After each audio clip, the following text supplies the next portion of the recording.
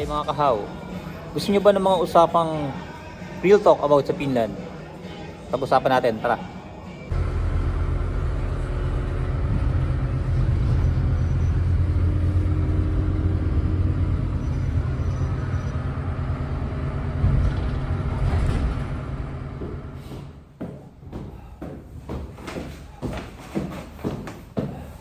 Oh, yun na nga. At nagbabalik si Kuya Mike in Finland. Kaya yun, pag-usapan na rin natin yung totoong real talk, totoong pamumuhay dito sa Finland. Kasi marami sa ating nag-chat sa atin na ano daw yung nagiging experience natin dito sa Finland.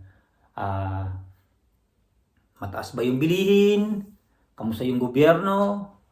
Ano yung mga naging experience? At disclaimer lang po, lahat po ng aking babanggitin ay base lang po sa aking karanasan. Iba naman po kasi yung mga nararanasan ng ibang Pinoy dito sa Finland. Kaya po, ang payo ko po sa inyo, wag na wag kayong pupunta dito sa Finland kapag narinig nyo na itong mga sasabihin ko sa inyo. Una, wala ko pong traffic. Tulad po niyan, yan, yung video clip, kanina yan sumakay ako. Dito sa Finland, hindi ko pa naranasan yung na-traffic ako ng almost half an hour, yun, mga kalahating oras, or isang oras man may gate, wala. Kung meron man, ang alam ko, yung parang nahinto, at nagpalit ng isang bus, kasi nasira yung isang bus, kasi gawa nung malakas yung storm, malakas yung snow. Kaya yun pa lang nararanasan ko. Pero sandali lang, siguro mga 10 minutes, nakapag-usad na agad yung biyahe ng transportasyon dito sa Finland. Yun ang naging experience ko. Yun lang kaunahan lang. Pero yung talagang mahabang traffic, wala. Kaya wag na wag kayo pupunta sa Finland kung ayaw nyo ng walang traffic. Pangalawa, yung edukasyon. Sa awa ng Panginoong Diyos, mag-iisang taon na may dito yung pamilya ko, yung aking mga anak, wala pa naman kaming binabayaran sa eskwelahan. Pero paiba-iba kasi yung may iba. Sabihin natin, maiiba na naman kasi yung kanilang mga patakaran. Sa susunod na taon, may iba na naman pong patakaran about dun sa edukasyon na ang balita, may babayaran. Pero hinihintay pa po namin kung ano po yung pinaka resulta ng akda na yun, kung may babayaran ba o wala. Pero as now, sa ngayon po, wala pa po kami binabayaran sa aking mga anak na nag-aaral. At the same time, ulitin ko po, at the same time, meron pa pong nakukuhang monthly allowance yung aking mga anak. At sa kanilang school, yung aking anak na babae na maliit sa Paibacote, kumakain sila doon ng libre. Yun din yung aking ding anak na babae, and din yung lalaki. Libre naman pong nakakain doon sa school. At may monthly allowance pa. Kaya sa lahat, yun po, wag na wag kayong pupunta sa Finland kung ayaw nyo ng ganyan na edukasyon. Libre yung pagkain, merong monthly allowance, wag na wag kayong pupunta sa Finland. Okay? At about nga pala rito sa pangatlo, yung about sa government. Wala po ritong politiko na trapo. Sorry to say yan, yung word na yan, na trapo. Wala po ritong politikong trapo. Wala pong papogi, paganda. Lahat sila, ang iniisip nila rito is yung serbisyo na may bibigay nila sa kanilang mamayan, lokal man o katulad namin. Lahat po pantay-pantay, as in, pantay-pantay po talaga. Makikita mo kung saan napupunta yung tax na ibinabayad mo. Makikita mo sa kapaligiran kung saan ka man pupunta, napakaganda, walang baha. Alam mo kung bakit? Ang lalaki nung inilalagay sa ilalim ng lupa eh. Talagang hindi siya tinipid. Walang korap. Saka yun, yung transparency ng gobyerno rito. Pinapakita nila kung ano yung mga next project, ano yung dapat nilang ayusin sa daan. Kaya napakaganda ng gobyerno rito. Saka, speaking by the government, isama na rin natin dyan yung healthcare. Sa karanasan ko sa pagpapagamot, or yan nga, magpapacheck up ako dito, nung nakarang buwan, nagkaroon ako ng tama. Hanggang ngayon, may tama pa rin yung aking balikat. Wala po akong binayaran na check up doon. Wala akong binayaran as in, wala akong binayaran. And then, nung nakarang taon din, nagpa-general check-up ako, mayroon akong laboratory, etc. Wala akong binayaran ni piso.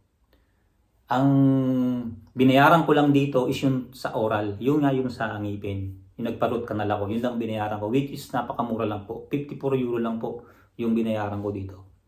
Pero, yung mga bata dito, kapag wala pang 18 years old, libre lang po yung kanilang mga dental Yun, dental check-up, kung magpapabunot man, magpapapasta, libre po yun sa mga bata na nandito sa Finland. Kaya yun, dagdag ko na rin po, napakaganda talaga ng kanilang healthcare dito sa Finland. Talagang asikasong-asikaso ka, hindi ka na yung papipilahin pa ng mahaba, hahanapan ka pa ng mga requirements, hahanapan ka ng ID, hahanapan ka pa ng mga hulog-hulog ng ganito ganyan. Ipapakita mo lang yung card mo, yung parang tinatawag itong Kela card, pakita mo lang sa kanila yon. Sasabihin mo kung bakit ka nagpunta sa kanila, ano ang problema, ano yung kailangan mong ipa-check up. Tapos na, yun lang, ganun lang kasimple.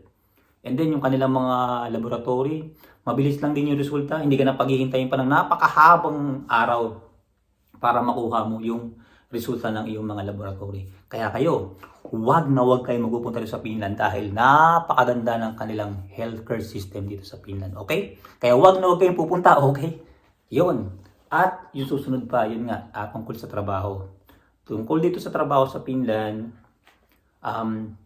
masasabi ko rin talaga na sobrang ganda ng kanilang sistema, lalong-lalo na sa aking company na pinagtatrabuhan.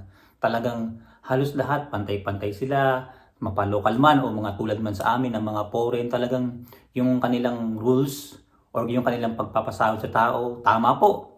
As in, wala po silang parang special sa trabaho, wala silang yung mga paborito sa trabaho, wala pong ganun. Kumbaga lahat nabibigyan kayo ng atensyon. Kung halimbawa may problema kayo sa trabaho, nandiyan agad yung mga supervisor, nandiyan agad yung manager, nandiyan agad yung company para malalayan o kaya mabigyan kayo ng proper na mga orientation about sa trabaho kung mayroong mga problema, and also bayad po yung sick leave. Bayad yung sick leave, and then meron po kaming sarili or yung tinatawag na kung magpapa-check up kayo, i-appointment kayo ng supervisor nyo kung gusto nyo magpa-check up doon sa hospital na accredited ng inyong company dito sa Finland. Ganun po sa amin kapag halimbawa ako pagka gusto kong magpa-check up, pwede akong i-schedule doon ng aking supervisor. Pero kasi ako po, pag nagkakasakit po kasi ako, dumidiretso po ako sa parang municipal health center dito. Kaya hindi na po ako nagpapa-appointment doon sa aking company para doon sa private hospital na yun, which is private nga yun, maganda. Pero kahit yung pinupuntahan ko ritong pinapacheck upan na municipal health center, ay napakaganda po talaga. Talagang parang nasa private po talaga kayo. Yung serbisyo, yung hospitality ng mga tao na nandun sa ospital, talagang napakaganda. Kaya huwag na huwag kayo magpupunta dito sa Finland kasi sa company talaga, napakaganda talaga. Yung benepisyo, din syempre, yung aming vacation leave. Meron po kaming 24 days na vacation leave. Bayad po yun. Yung amin. Meron din po kaming 1 week na winter leave. Bayad din po yun. Kaya huwag na huwag po kayo magpupunta sa Finland. Pakiusap po lang po. Kasi napakaganda po ng sistema dito sa Finland. Pasensya na po kayo, sorry po. Kung minsan hindi ko maiwasan na ipagkumpara yung Pilipinas saka dito sa Finland. Kasi naranasan ko po talaga dito yung kung paano tayo pahalagahan. Tulad yan, tulad ko po, isa po akong manggagawa dito sa Finland. Taxpayer po ako. Ang government dito sa Finland, ang mga official dito sa Finland, talagang pinapalagan ka hindi lang dahil taxpayer ka, dahil mamamayang ka rito sa Finland. Kumbaga dito ka nakatira, dito ka nag-i-stay. Pinapalagan nila yung bawat mamaya nila dito sa Finland, mapalokal man o tulad sa amin. Talagang yung serbisyo nila, wala po talagang gaanong politika kasi wala gaanong trapo. Hindi sila yung tipo ng magbibigay ako ng ganito, parang sikat ako sa mga ganyang tao, gano'n. Magbibigay ako ng ganito. Yung Noche Buena dapat 500 lang, walang gano'n. Wala pong ganung trapo dito sa Finland. Talagang more on serbisyo talaga yung kanilang dedikasyon para sa kanilang trabaho pag nasa gobyerno sila. Kaya wag na wag ay magpupunta rito kung ganyan kaganda ang gobyerno, ang mga politiko dito sa Finland. Napakarami pa, sa totoo lang, napakarami pa ng mga naging experience ko dito sa Finland. I-recap natin yung tungkol sa transportasyon, sa edukasyon ng mga bata, tungkol sa gobyerno, tungkol sa company pinagtatrabahuhan ko, at syempre, yung tungkol sa tax. Kung saan napupunta yung tax ninyo. Dito talagang ramdam mo kung saan napupunta yung tax. Transparency, yun, yung gobyerno, napaka-transparent nila dito, kung saan napupunta yung budget. Talagang inilalathala nila sa mga tao kung saan napupunta yung budget na ibinabayad ng mga mamayan sa gobyerno. Kaya napakasarap talaga po talagang tumira dito. Kaya wag na wag po kayo magpupunta dito. Kaya yun lang po ang lagi kong ang sinasabi po sa mga kapwa kong Pilipino na aspirant na gustong mag-apply ng trabaho dito. Pagsumikapan po natin. Kung meron po akong ipinupost sa social media na mga trabaho, basahin po natin para po din malinawan po kayo kung ano yung mga hiring po dito sa Finland or sa iba pang pong bansa. Meron din po sa Hungary, marami po, may mga Poland, may mga Croatia pa nga po. Yung mga post kong yan, ay share ko lang po. Hindi po ako part ng kahit na nung agency, hindi po ako recruiter, hindi po ako naghahanap or nagre-referral ng mga kababayan na para pumunta dito. Kumbaga, itong vlog po natin is isinishare lang po natin yung ating nagiging experience dito sa Finland kasama ang aking pamilya. Opo, hindi na po ang aking pamilya.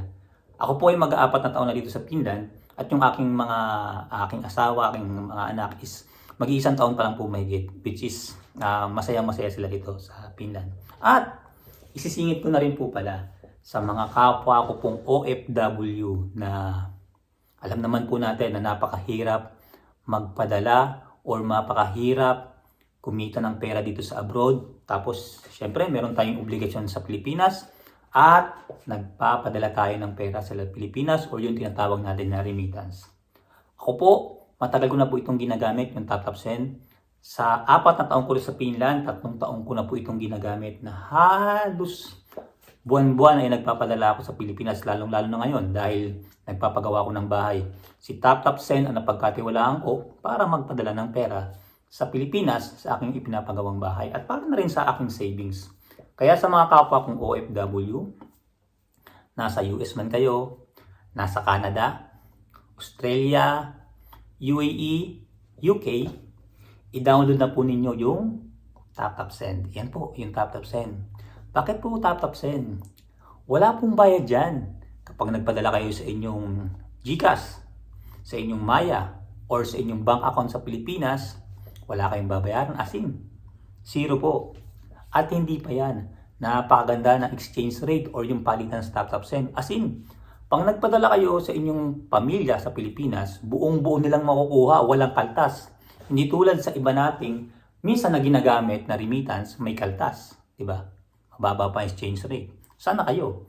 Diyan na kayo sa Tatapsend at mayroon pang good news.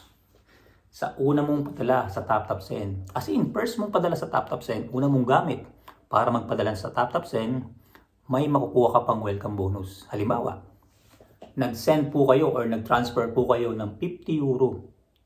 And then, pag ginamit nyo po yung promo code na Mike in Finland, magiging 75 euro po ang matatanggap ng inyong pamilya na pinadalhan diyan sa Pilipinas. Kaya sa mga kapwa kong OFW dyan, baka naman, i-download mo na ang Tatapsend sa Google Play at sa App Store at magpadala na, gamitin mo yung promo code na Mike in Finland. Yun lang po, naisingit ko lang po kasi maganda po yung naging experience ko sa Tatapsend na yan. Kaya hinihikayat ko po ang kapwa kong OFW na i-download na at gamitin yung Tatapsend. Kaya yun, balik tayo doon sa kwento kung bakit huwag na huwag kayong pumunta dito sa Finland kasi ganito po kaganda yung sistema ng gobyerno, ganito kaganda yung pamumuhay namin dito sa Finland. Kaya sa mga kapwa ko aspirant, sa mga kapwa ko Pinoy na nangangarap na makapag-abroad, hindi man dito sa Finland o sa ibang mga bansa, lagi lang tayong magsumikap, lagi lang tayong makinig ng mga news. Pumunta po tayo sa mga website na i-verify natin sa DMW or POEA kasi marami po ngayon yung manluloko. Doon lang po kayo mag-verify ng inyong mga a-apply-ang agency para po makasigurado po kayo. Kaya yun lang po at lagi pong pinapalala ni Kuya Mike. Put God first. Maraming salamat po.